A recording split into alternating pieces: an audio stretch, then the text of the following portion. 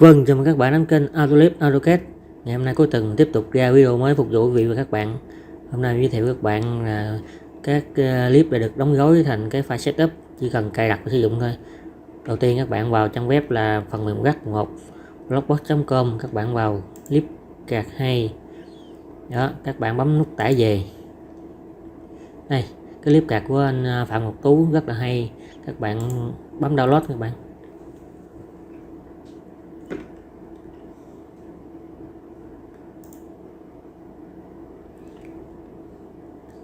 Cái clip này có cái file .exe thì cái máy tính mình hiểu là độc hại, nhưng thật sự là cái phần mềm là nó có cái đuôi exe là nó cảnh báo, nó không có gì hết nha các bạn cứ bấm tải về.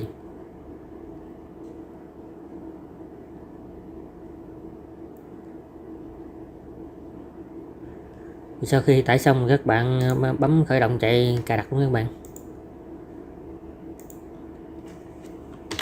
Mật khẩu là anh Vũ, không có dấu các bạn. Bạn cứ net tiếp tục.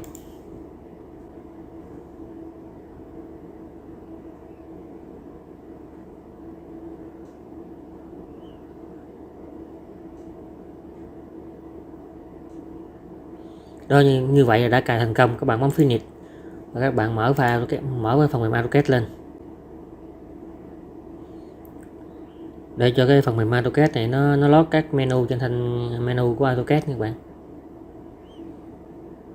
Đây lên là cái tiện ích CAD phiên bản năm 2010.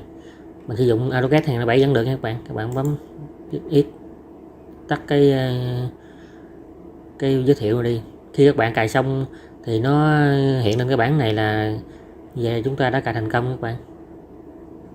Đây, nó đã load xong thì các bạn thấy trên thanh menu của AutoCAD thì có phần kiến trúc và kết cấu. Mình thử mình sử dụng cái clip này xem như thế nào.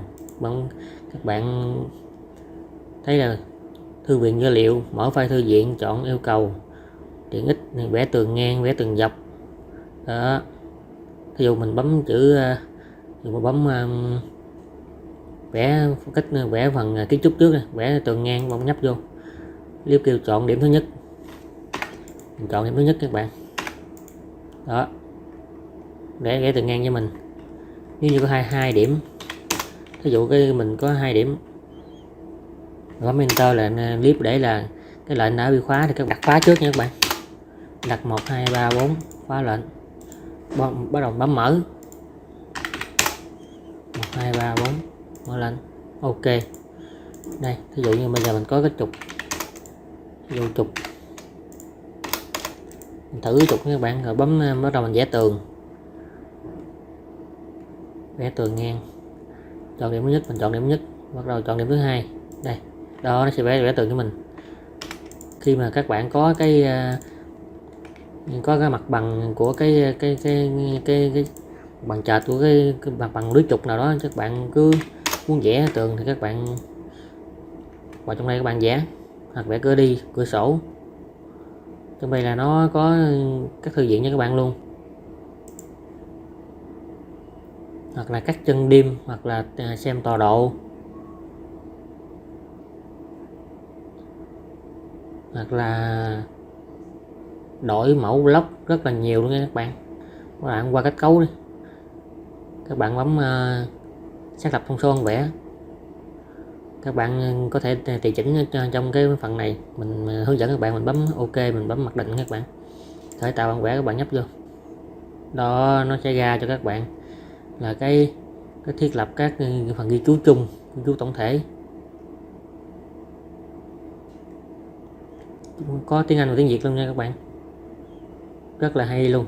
Các bạn ví dụ mình giờ mình vẽ mặt bằng móng, các bạn gõ trên cái, hoặc là các bạn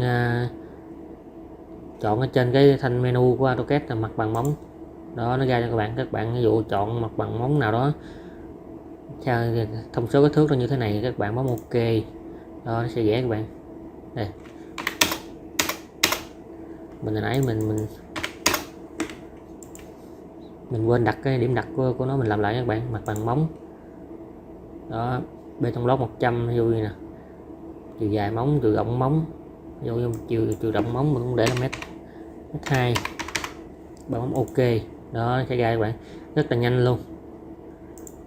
Rồi chi tiết dầm hoặc là mặt cắt dầm bằng mặt cắt, ví dụ mặt cắt mình là mặt cắt 11, enter, tỷ lệ 1:20, enter.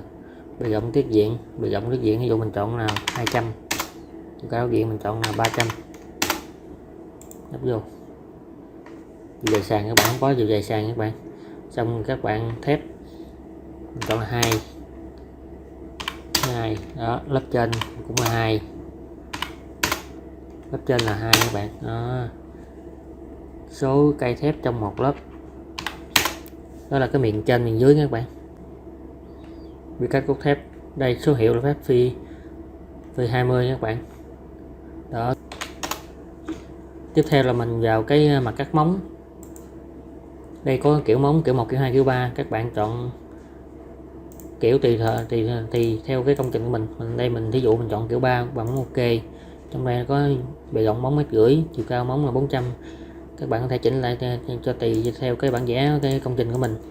Số hiệu thép phi thứ nhất là phi 12, phương thứ nhất phi 12 A100, mình chữa là phi 4 các bạn, 4 A150 các bạn. Còn cái phương thứ hai 12 mình chọn 14 luôn, A250. OK, đây nó sẽ ra cái mặt cắt móng của mình. Đây là số lớp cốt thép ở giữa nhịp mình chọn là 1 lớp, và số cây thép chọn 2 cây, và ở gói cũng chọn 1 lớp và số cây cũng là 2 cây. Đó, để chọn vị trí ghi cái hiệu cốt thép ngang cái móng. Ví dụ mình chọn vị trí này, đây nó ra phi 14 250, và chọn tăng cốt thép dọc của móng. Ví dụ mình chọn đây nó sẽ ra cho bạn là phi 14 250, rất là nhanh luôn các bạn. Trong đây có mặt chi tiết dầm, mặt cắt dầm, chi tiết cột, mặt cắt cột và mặt cắt sàn, vẽ cốt thép dọc. Đây là rất là nhiều luôn các bạn có thể nghiên cứu. Mình giới thiệu sơ lược cho các bạn cái phần mềm này, và các bạn có thể tải về trên trang web là phần mềm rap11.com. Nếu các bạn thấy hay, hãy bấm đăng ký kênh, like và share để cập nhật những thông tin mới nhất từ cái kênh của mình. Chúc các bạn thành công.